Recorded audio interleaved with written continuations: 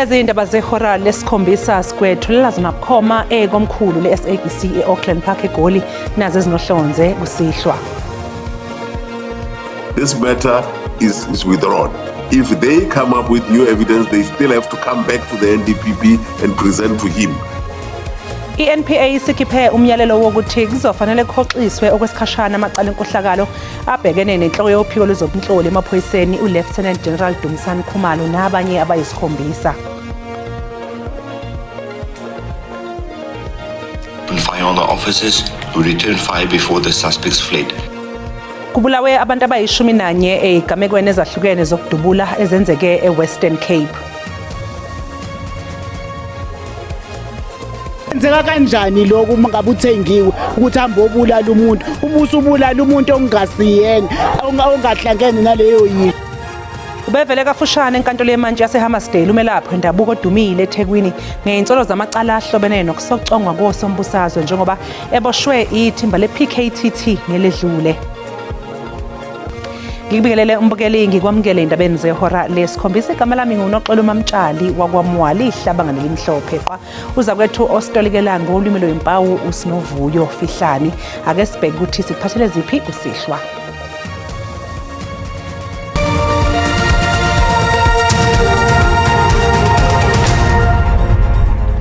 Inhloko ye-NPA Advocate Andy Mothibi useyalele ukuthi ahoxiswe kwesikhashana ngaphambi kokuba aqulwe amacala enkohlakalo abhekene nenhloko yophiko lwezobunhloli emaphoyiseni uLieutenant General Dumisani Khumalo nabanye abayisikhombisa. Lesi sinqumo silandela izethulo ezenziwe ngabamangalelwa kanye neseluleko sophiko lophenya amacala enkohlakalo iDEC esithi uphenyo lwawo lolu daba alikaphothulwa.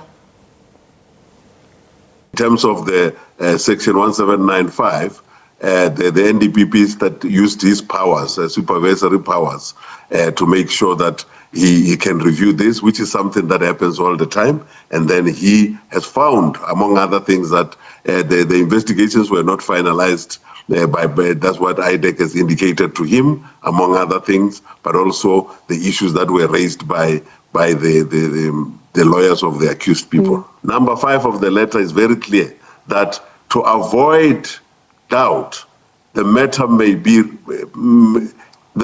not be enrolled. The instruction is shouldn't be enrolled, nor any fresh decision to prosecute taken without the express written approval of the NDPP, which basically says that this matter is withdrawn. If they come up with new evidence, they still have to come back to the NDPP and present to him.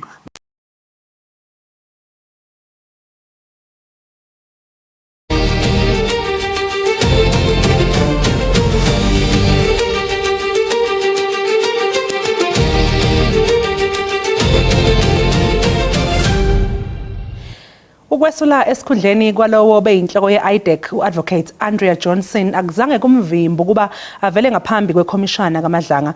uJohnson uqhubekile nokuphendula imibuzo emayelana nokusebenza kwe-IDEC ngaphansi kwakhe. We-IDEC Advocate Andrea Johnson nakube seshiye phansi ehhovisi asebe kuleminyaka ebalelwa ema-30 kodwa kusazomphoqa ukuba aphendule ngensolo ezithinta udaba lokuthi IDEC ibiwa singatha kanjani amacala okubalwa kuwo nabhekene nenhloko yezomhlolo Lieutenant General Dumisani Khumalo. Question to you was, what would your advice to the commissioners be as regards how they view this Section 28 summons in circumstances where all the documents that you have listed, we have just discussed, do not factually or legally support this Section 28? What would your advice to them be? Then the investigation is problematic. Idlale okuqoshiwe okwasho ngofakazi abake bazwakalisa ukuthi abanalo ulwazi ngokuthinta inhloko yabaphenyi be-IDEC uDylan Perryman kanye no-Adams. They deny any knowledge of those statements as commissioned by Mr. Perumal, and their testimony will be that whenever it is Mr. Perumal took those statements from Mr. Adams and commissioned them, it definitely is not on the 6th of January 2025 because they were together at all times. Benza ukuthi kube nemibuzo ukuthi ngabe lamadokodo ahanjiswa yi-IDEC enkantolo iwona yini lawo okusola ukuthi asuka kuPerumal. Docket and in the various documents that were given to the court, what was disclosed? Is what was disclosed what we now know as the doctored A1, or is it the correct supplementary? So far, we have the Mukwele docket that we have worked through. It is what the commissioner calls the doctored A1. That's the A1 in the Mukwele docket. I mean, that is serious misconduct. It's serious misconduct. Siyaqhubeka kusasa.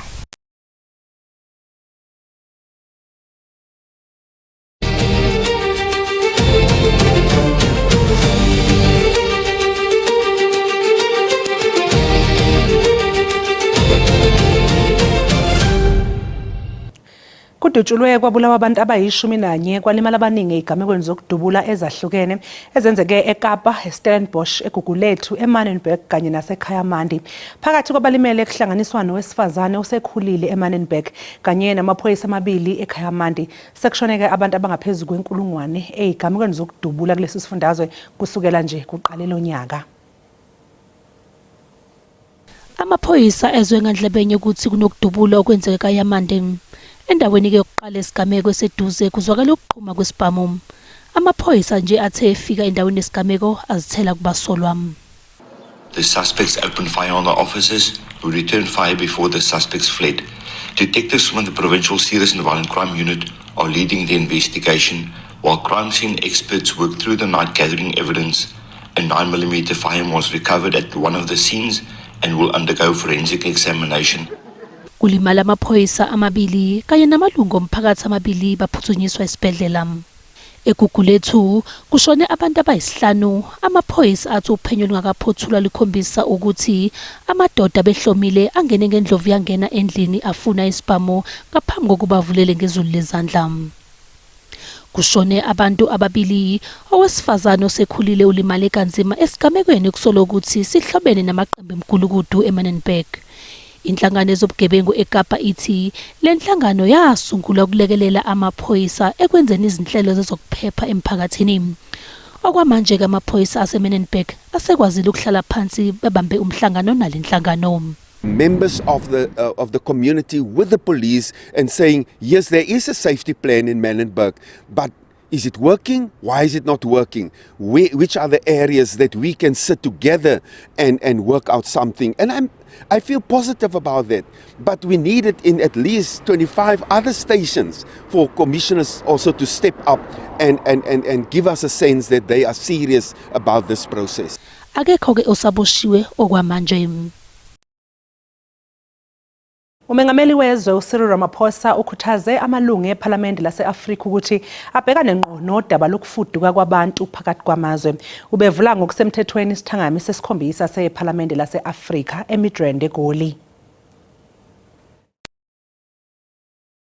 Wezwe uCyril Ramaphosa usebenzise inkulumo yakhe ukugqamisa izinselele ezikhungethe izwekazi Afrika. We gather at a moment when events beyond our shores are having a profound and damaging impact on the lives of the people of our continent. The wars that are raging across the world are causing great instability. Uphinde wanxusa abaholi bezwekazi ukuthi ababambisane ukuze kubhekwane nodaba lokufuduka. Today, parts of our continent are confronted by the challenge of migration in our own countries and out of our continent to other continents. Here in South Africa, as has been the experience of other countries, we have witnessed outbreaks of anti-migrant sentiment. I think the President laid a very good context in terms of the historical account of the support that the rest of the continent gave South Africa while you were trying to get your liberation from the apartheid struggle, and subsequently the commitments of South Africa towards the principles of the AU and of course the framework that we have. It was a good speech. Kusenjalo lesithangami sibanjwa nje Ungqongqoshe wezobudlelwane namazwe omhlaba uRonald Lamola useNigeria njengesithunywa sikaMengameli uRamaphosa kanti kulindeleke ukuthi ahlangane nomengameli wakhona uBola Tinubu. Uvele kafushane enkantolo yemantshi yaseHammersdale umelaphi wendabuko waziwayo eThekwini ngeinsolo zamacala ahlobene nokusocongwa kosombusazwe ngo-2020 njengoba eboshwe ithimba le-PKTT ngeledlule. Ngomhla ka-9 kuJuni 2020 izakhamizi zaseHammersdale entshonalanga yeTheku zavuswa umsindo wesibhamu zabe sesithola imoto egcwele izimbobo zezinhlamvu kanye nezidumbu zamaphoyisa aseThekwini Metro Lindokuhle Madonsela noNdumiso Thusi. Emasontweni amabili ngaphambilini ilungu lophiko lwentsha i-ANC uThamsanqa Cabashe wadutshulwa wabulawa endaweni efanayo. Lezi gameko zashiya umphakathi ushaqekile kwaba nezinsolo zokuthi kunenhlese yezombusazwe. Ngemva kweminyaka eyisithupha yophenyo lunzulu lwe-PKTT kuboshwe osolwa ngokubongqondo etulweni lokubulala laba bathathu kwamashu ngoLwesihlanu. Ukhetho kuthula Ncayiyana uvele kafushane enkantolo ubhekane namacala esikhombisa abandakanye lokubulala nelokuhlela ukubulala. Kwenzeka kanjani lokho uma ngabe uthengiwe ukuthi hamba obulala umuntu ubuso ubulala umuntu ongasiyena ongahlangene naleyo yini? Umfana wami bengenzela konke bengenzela konke nje njengoba engasekho nje kunomehluko futhi omkhulu ukuthi akasekho. Ngizobonga kakhulu nje amaphoyisa kakhulu ngasenzele kona ukuthi kugcineni kosuku kuze kutholakala umsuka wendaba ukuthi ngempela kwasukaphi kwayapi kwangaba nje icala elivele liphelele nje kube mahlayini bese liyaphelela. Abaholi bendawo be-ANC bazwakalisa ukukhululeka ngokuthi ukubulawa kwalaba bengahlobene nezombusazwe. Nje sibonga ingalo yomthetho ukuthi after 6 years kuhlale kungathi kubhecwana kwipolitiki kanti cha akukho kuhlanganisa ipolitiki nalolu daba sekuze kwavela ke egcineni. Kwizindaba ze-SABC ngo-Ayinda Mhlongo eHammersdale. Mbukeli sathi nje ke shelele eyitolo siyabuya nezinye indaba ngemva kwekhefu.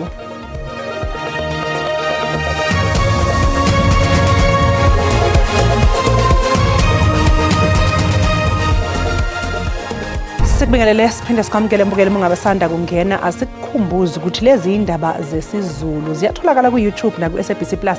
Ungena nje kuzoyicinge ngamagama athi SABC izindaba na kanjani ke uzoyithola ngobunjalo bazo. Uqhubekile nokuphekwa ngembuzo ufakazi wombuso esigcawini esandulela ukuqulwa kwecala likaVusumuzi Cat Matlala nabanye abasolwa abane. Kunogada uChristian Shepherd uqhubekile nokwethula ubufakazi obuqoqwe ngesikhathi kuboshwa uMusa Kekane osolwa ngokuba uShasibhamu owayekhokhelwe uMatlala. Namuhla bekudingidwa ngobufakazi obatholakala ngesikhathi kuboshwa uKekane obuphinde bumxhumanisi kanye nommangalelwa wesibili uTieho Mabusela namacala okuzama ukubulala usomabhizinisi uJosi Banyoni owayintombi kaMatlala uTebogo Thobejane nomdidiyeli womculi odume ngelika DJ Vetis. Ummeli kaKekane uthi ikhasimende lakhe lalingayishayeli imoto emhlophe yohlobo lweHyundai lapha amaphoyisa athola khona izibhamu. Kodwa ke uShepherd ekuphikisa lokho utshele enkantolo ukuthi ngesikhathi kuboshwa abasolwa uKekane nguyena wayeshayela le moto futhi egqoke ijezi elinsundu. Sorry, when you say Mr. Kekana, who you are referring to? Witness accused one. What did you observe? I observed him driving the Hyundai i20 that entered into the property at 34.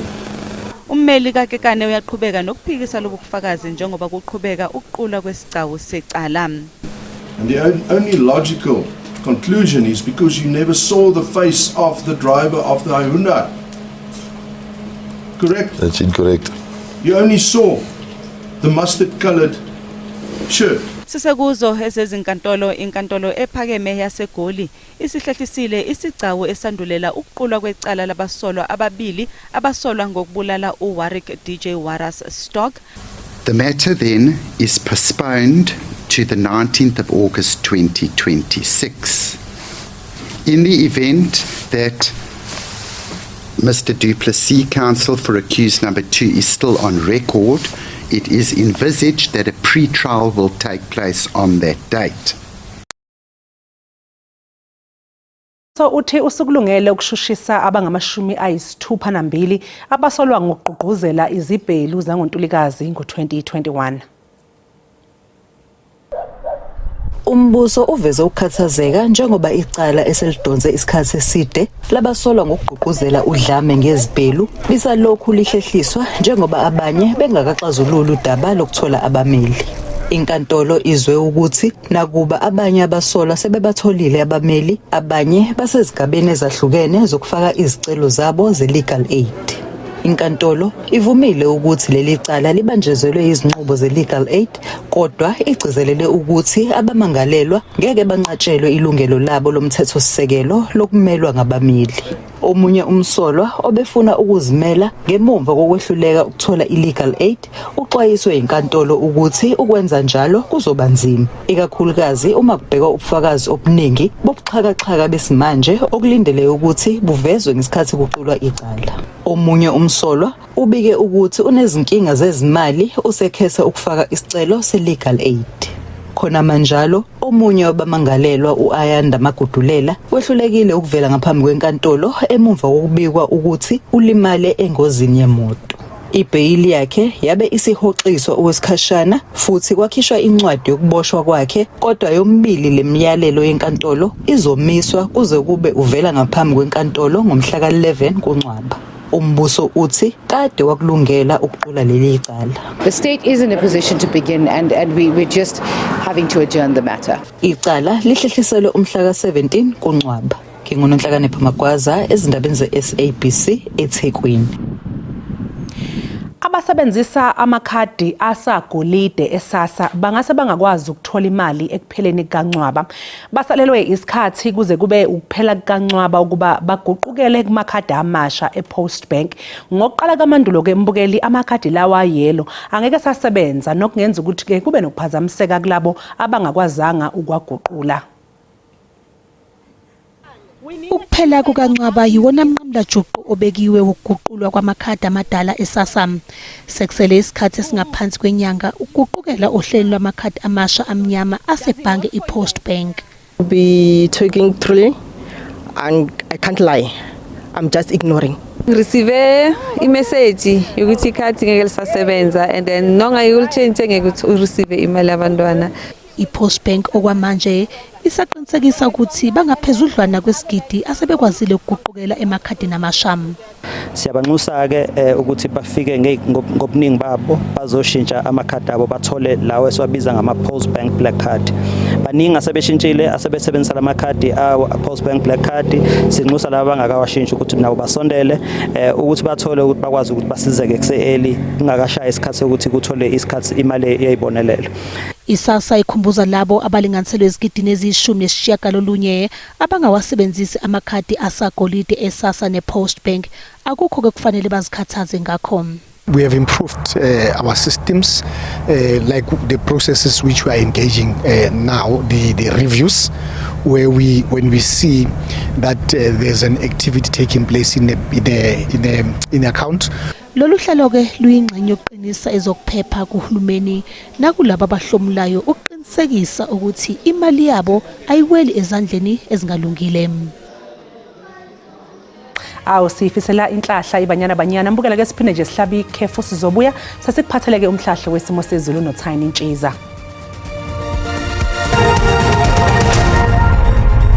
Ngenibengele babukile emakhaya ngiphinde nginamukele kwesimo sezulu sanamhlanje kusihlo ake sibethe simi kanjani uzoqophela nje mukele khona ke lwamsingo obandayo letha wona ke nje amakhazi kakhulukazi eBromobek sekhona ke nje esifundazweni Eastern Cape kanti ngasho nesimancane ke amathuba emvula alindelekile ke nje khona ke ubusuku eKapa Lodomo kanti kusasa sakhona ke nje imvula ezinamandla ngasho nje ukuthi liyana kakhulukazi eBromobek sekhona ke nje esifundazweni eEastern Cape kuye njalo nje esifundazweni iKwaZulu Natal ke phasemancane ke nje amathuba emvula alindelekile eKapa Lodomo kanti ke isixwayiso sethukisa kusihle siphuma khona kwaSouth African Weather Service semekanje uzoqophela nje lwamukeli lwamoya kuvunguza ngamandla ongadalona bawulwandle logubhe amagagasi kanti ke kusasa sesixwayiso ke nje esifanayo sabawulwandle logubhe amagagasi eKapa Lodomo sophela siqaphela ke nje imvula ezinamandla ethanda baziqiniseke nje khona ke esifundazweni eEastern Cape kuya njalo esifundazweni iKwaZulu Natal kanti ke amazinga ukushisa kusasa kakhulukazi eBromobek sekhona ke nje eGoli eSoweto kanti ngazaduma la kubuza ngempela ukuthi ngubonga ngake namhlanje ebusuku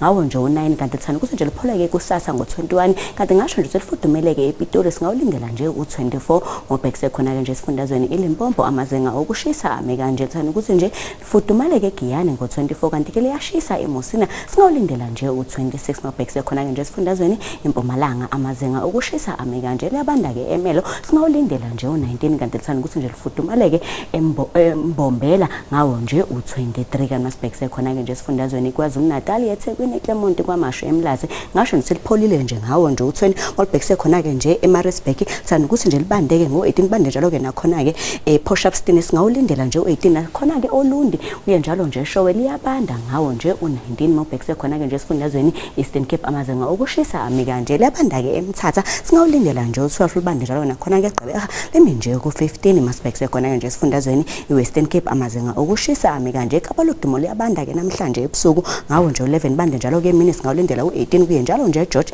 lisabanda limi nje ku14 Masibhekise khona ke nje esifundazweni Northern Cape amazenga okushisa ami kanje liyabanda ke Calvina ngo16 kuye njalo nje Kimberley ngasho nje ukuthanda ukuthi lifudumala ke nje ngawo u25 Mabhekise khona ke nje esifundazweni iFree State amazenga okushisa ami kanje lipholile ke eBethlehem ngo21 kanti nje Mabhekise khona ke Bloemfontein ngasho nje ukuthi lipholile ngawo u21 Mabhekise khona ke nje esifundazweni Northwest amazenga okushisa ami kanje fudumele ke Rustenburg ngo24 kanti Mabhekise khona ke nje Mahikeng ngasho nje ukuthi lipholile ngawo u23 nisibeka lapho ke isimo sezulu sanamhlanje kwesihlwa mina ke ngintombi kaMadlamini olangelihle ngoba libalele ngithi konke kufeziwe.